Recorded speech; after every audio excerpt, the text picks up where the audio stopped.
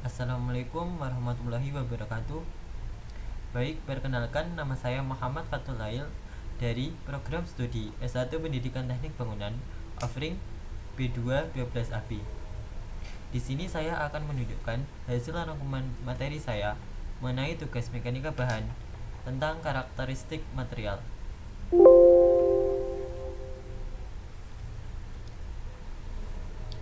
Materi dan isi pembahasan yaitu materi pertama Poisson ratio, kedua modulus elastis yang dibagi menjadi tiga yaitu modulus Young, modulus Bulk, modulus Chern. Dan materi yang ketiga yaitu hukum Hoyle Law. Isi pembahasan yaitu pertama definisi, kedua ilustrasi, ketiga pengaruh, keempat studi kasus, kelima contoh perhitungan. Materi pertama yaitu Poisson ratio dengan isi pembahasan yang pertama yaitu definisi Poisson ratio. Poisson ratio adalah konstanta elastisitas yang dimiliki oleh setiap material. Sebuah material yang diberikan gaya satu arah, ditarik maupun ditekan, akan mengalami perubahan bentuk. Selain perubahan bentuk ke arah yang tegak lurus dengan arah gaya. Selain pengertian tersebut, Poisson ratio juga dapat diartikan sebagai perbandingan dari perubahan arah aksial dengan perubahan arah transversal.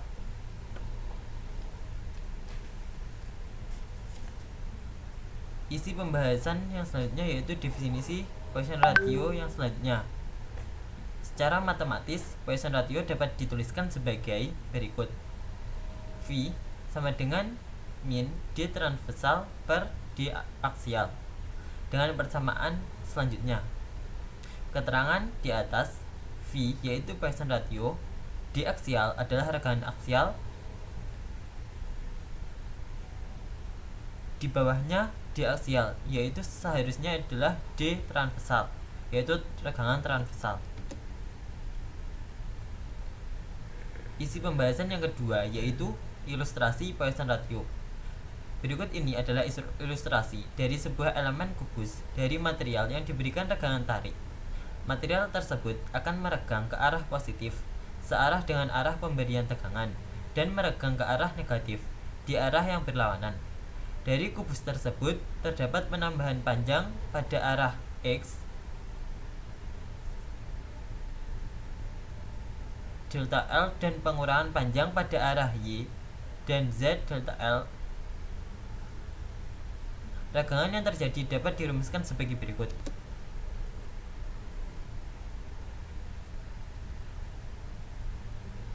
Gambar dari ilustrasi tersebut yaitu seperti ini.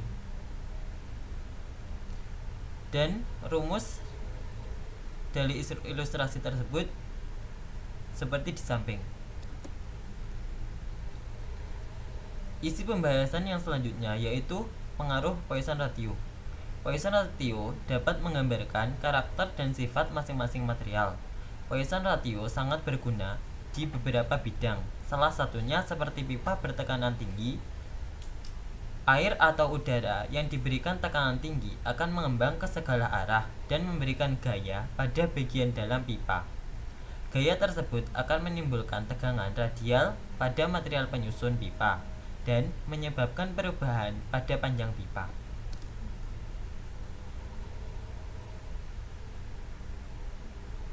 Poisson ratio material konstruksi seperti aluminium, brass, bronze, dan seterusnya. Semakin besar nilai Poisson ratio, maka kontraksi yang terjadi pada material juga semakin besar. Isi pembahasan yang selanjutnya yaitu studi kasus Poisson ratio. Penambahan angka Poisson ratio berpengaruh pada kestabilan pondasi mesin jenis rangka, karena penambahan angka Poisson ratio berbanding lurus dengan frekuensi natural maupun frekuensi resonansi pada getaran vertikal, horizontal, dan getaran rocking. Isi pembahasan yang selanjutnya yaitu mengenai contoh perhitungan Poisson ratio. Batang aluminium diameter 50 mm diberi gaya tarik sebesar 100 kN Batang tersebut mengalami pertambahan panjang 0,219 mm untuk panjang ukur 300 mm. Diameter batang berkurang 0,01215 mm.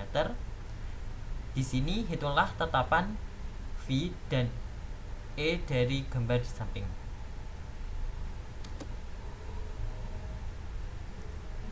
Penyelesaian dari soal di atas yaitu pertama, mencari regangan lateral dihasilkan yaitu 0,000243. Yang kedua, mencari regangan aksial didapat 0,00073. Dan yang ketiga yaitu mencari Poisson rasio yang dihasilkan 0,333. Yang keempat yaitu mencari tegangan didapat 50,955 MPa. Dan yang kelima mencari regangan didapatkan 0,00073. Dan yang keenam mencari modulus elastisitas didapatkan 698801.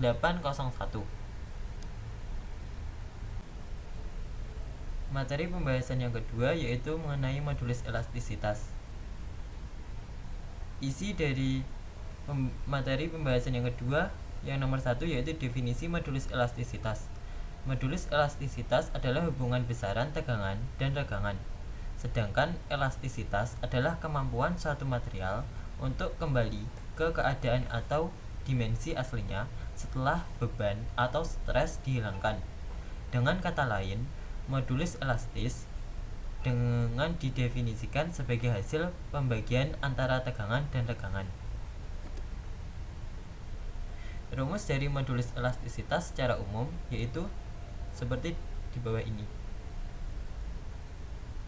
Keterangan di atas yaitu E modulus elastisitas dengan satuan Pascal atau Newton per meter persegi.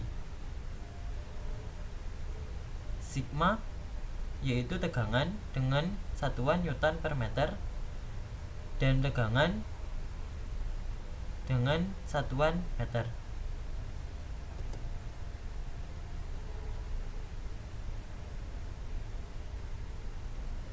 Keterangan yang selanjutnya yaitu F yaitu gaya tarik dengan satuan Newton dan A yaitu luas penampang dengan satuan meter persegi dan segitiga L yaitu perubahan ukuran panjang dengan satuan M, L yaitu panjang mula-mula dengan satuan M. Macam-macam modulus elastisitas. Yang pertama yaitu modulus Young atau yang biasa disebut elastisitas panjang. Bunyi dari modulus Young yaitu menunjukkan besaran hambatan untuk merubah panjang suatu benda elastis. Semakin besar nilai modulus Young suatu benda, semakin sulit benda tersebut dapat memanjang. Persamaan secara matematis dari modulus Young yaitu Y sama dengan F per A per delta L per L.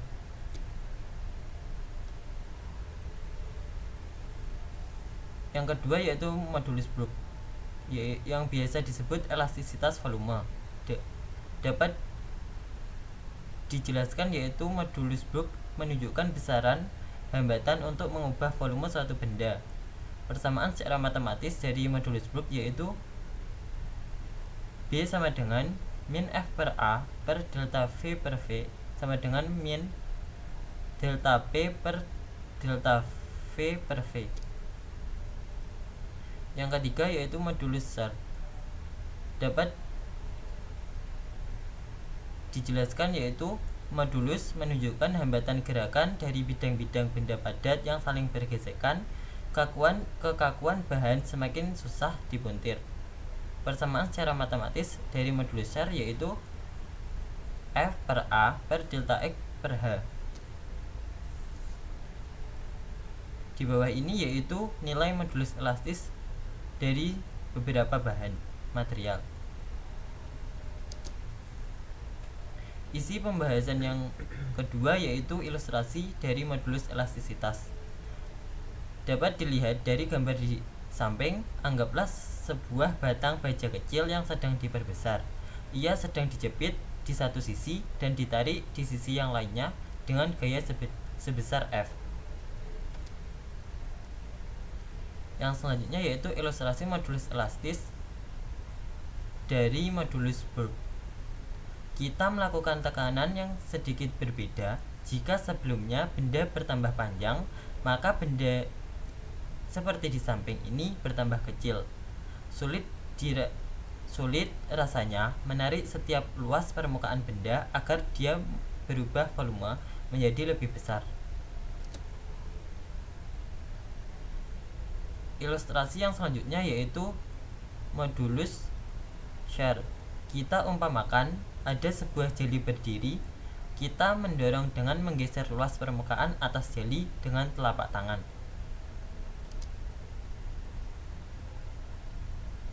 Isi pembahasan yang selanjutnya yaitu mengenai pengaruh modulus elastisitas. Dengan terjadinya modulus elastisitas pada suatu benda, maka hal tersebut akan memudahkan benda itu untuk mengukur objek atau ketahanan bahan untuk mengalami deformasi ketika gaya diterapkan pada benda.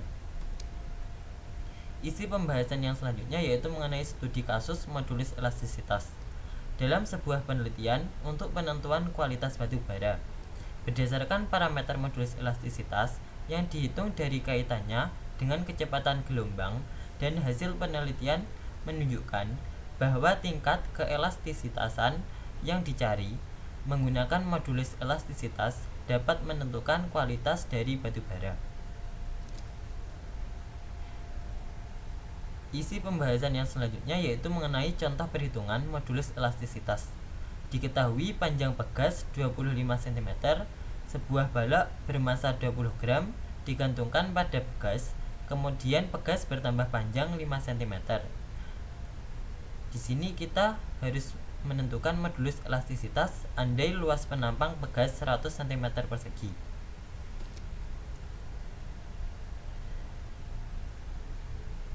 Penyelesaian dari soal di atas didapatkan hasil yaitu 100 Newton per meter persegi.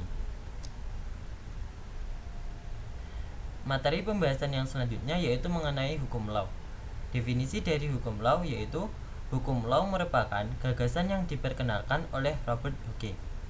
Bunyi dari hukum Hooke yaitu jika gaya tarik yang diberikan pada sebuah pegas tidak mengalami batas elastisitas bahan, maka pertambahan panjang pegas berbanding lurus atau sebanding dengan gaya tariknya.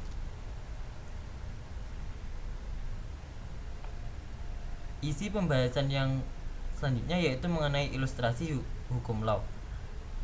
Pada gambar di atas dapat dijelaskan bahwasanya jika pegas ditarik ke kanan, maka pegas akan meregang dan bertambah panjang.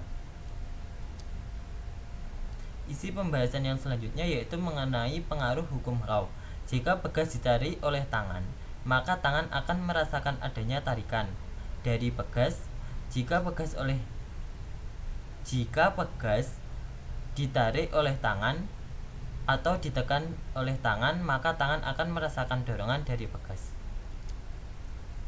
Isi pembahasan yang selanjutnya yaitu studi kasus dari hukum Hooke Law. Pada keseimbangan menunjukkan gerakan terus-menerus dengan bantuan pegas seperti bantuan pegas pada jarum jam untuk bergerak secara berkala dengan kecepatan tetap. Isi pembahasan yang selanjutnya yaitu mengenai contoh perhitungan hukum Law. Perhitungan pertambahan panjang pegas. Sebuah pegas ditarik menggunakan gaya 60 Newton. Jika konstanta pegasnya 30 Newton per meter, hitunglah pertambahan panjang pegas tersebut. Penyelesaian dari soal di atas didapatkan yaitu pertambahan pegas terjadi 2 meter.